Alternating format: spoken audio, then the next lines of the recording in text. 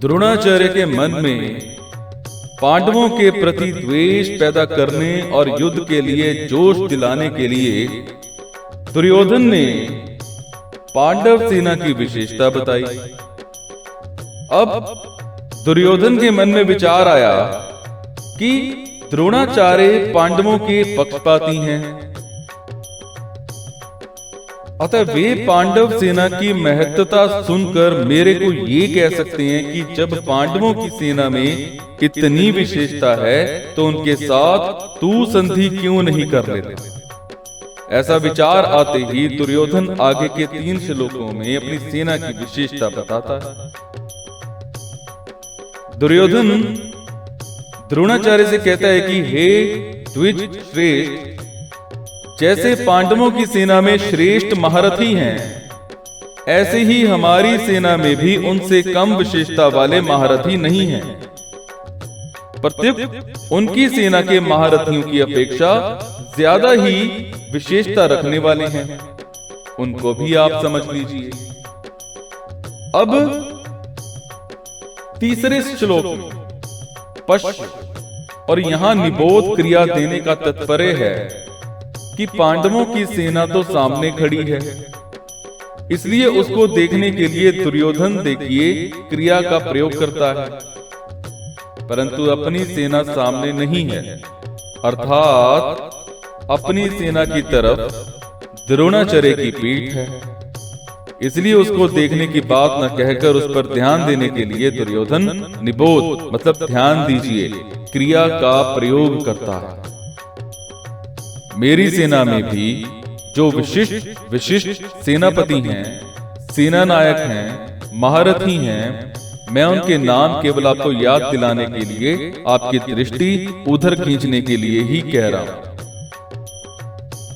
हमारे बहुत से सेना नायक हैं, उनके नाम मैं कहां तक कहूं, इसलिए मैं उनका केवल संकेत मात्र करता हूं, क्योंकि आप तो सबको जानते ही हैं।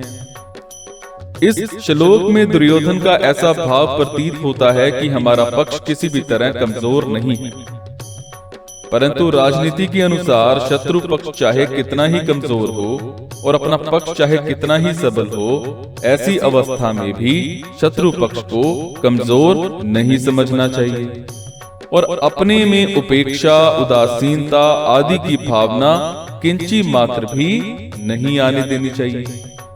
इसीलिए सावधानी के लिए मैंने उनकी सेना की बात कही और अब अपनी सेना की बात कहता हूं। दूसरा भाव ये है कि पांडवों की सेना को देखकर दुर्योधन पर बड़ा प्रभाव पड़ा और उसके मन में कुछ भय भी हुआ, कारण कि संख्या में कम होते हुए भी पांडव सेना के पक्ष में बहुत से धर्मात्मा पुरुष थे और स्वयं भगवान। जिस पक्ष में धर्म और भगवान रहते हैं उसका सब पर बड़ा प्रभाव पड़ता है। पापी से पापी, दुष्ट से दुष्ट व्यक्ति पर भी उसका प्रभाव पड़ता है। इतना ही नहीं, पशु, पक्षी, वृक्ष, लता आदि पर भी उसका प्रभाव पड़ता है, कारण कि धर्म और भगवान नित्य हैं। कितनी ही ऊंची से ऊंची भौतिक शक्तियां क्यों ना हैं, वो सभी अनित्य हैं।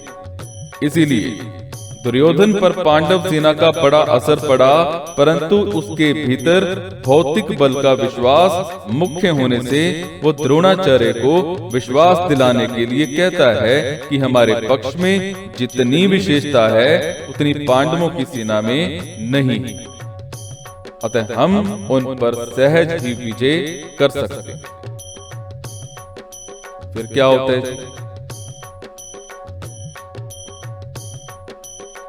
भीष्म कहते हैं, आप और पितामह भीष्म है ना, दोनों ही बहुत विशेष पुरुष हैं। आप दोनों के समक्ष संसार में तीसरा कोई भी नहीं है।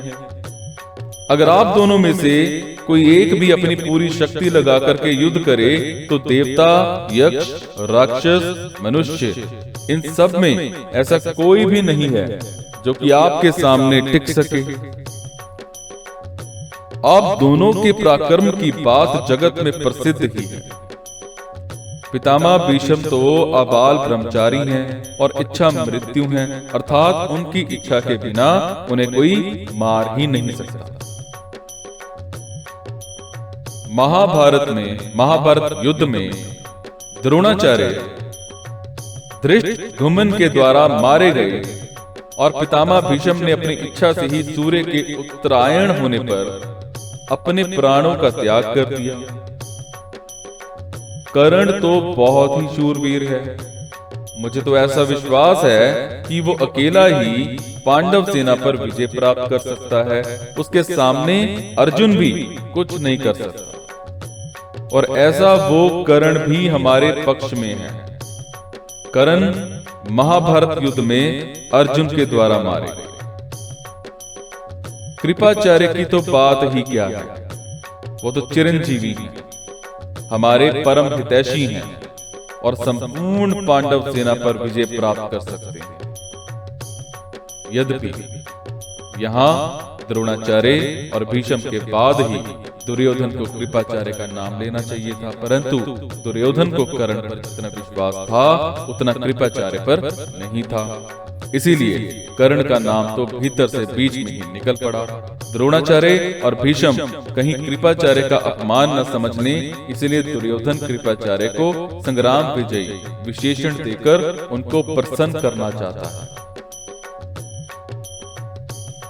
अश्वत्थामा ये भी चिरंजीवी हैं और आपके ही पुत्र हैं। ये बड़े ही शूरवीर हैं। इन्होंने आपसे ही अस्त्र शस्त्र की विद्या सीखी है। अस्त्र शस्त्र की कला में ये बड़े चतुर हैं। उसके बाद आप ये ना समझें कि केवल पांडव ही धर्मात्मा है। हमारे पक्ष में भी मेरा भाई विकर्ण बड़ा धर्मात्मा और शूरवीर है। ऐसे ही हमारे प्रपितामह शांतनु के भाई रमणीक के पुत्र और सोमदत्त के पुत्र भूरिश्रवा भी बड़े धर्मात्मा हैं। इन्होंने बड़ी बड़ी दक्षिणा वाले अनेक यज्ञ किए हैं। ये बड़े शूरवीर और महारथी हैं। युद्ध में विकर्ण भीम के द्वारा और भूरिश्रवा सत्यकी के द्वारा मारे गए। यहाँ इन शूरवीरों के नाम लेने में दुर्योधन का ये भाव मालूम देता है कि हे आचार्य, हमारी सेना में आप भीष्म, कर्ण, कृपाचार्य आदि जैसे महान पराक्रमी शूरवीर ऐसे पांडवों की सेना में देखने में नहीं आते। हमारी सेना में कृपाचार्य और अश्वत्थामा ये दो चिरंजीवी हैं, जबकि पांडवों की सेना में ऐसा एक भी नहीं है। हमारी सेना में धर्मात्माओं की भी कमी नहीं है, इसीलिए हमारे लिए डरने की कोई बात नहीं है, कोई भी बात नहीं। मैंने अभी तक अपनी सेना के जितने शूरवीरों के नाम लिए हैं, उनके अतिरिक्त भी हमारी सेना में रमणीक, शल्य, भगदत्त, जयद्रथ आदि बहुत से शूरवीर महारथी हैं, जो मेरी भलाई के लिए, मेरी ओर से लड़ने के लिए अपने जीने की इच्छा का त्याग करके यहाँ आए हैं। वो मेरी विजय के लिए मर भले ही जाएं, पर युद्ध से हटेंगे नहीं। उनकी मैं आपके सामने क्या कृतज्ञता प्रकट करूं। ये सभी लोग हाथ में रखकर प्रहार करने वाले तलवार, गदा, त्रिशूल आदि नाना प्रकार के शस्त्रों की कला में निपुण हैं, और हाथ से फेंक कर प्रहार करने वाले बाण, तोमर, शक्ति आदि शस्त्रों की कला में भी निपुण हैं। युद्ध कैसे करना चाहिए, किस तरह से, किस पैंतरे से और किस युक्ति से युद्ध करना चाहिए, सेना को किस तरह खड़ी करनी चाहिए, युद्ध की कलाओं में भी ये बड़े निपुण हैं, कुशल।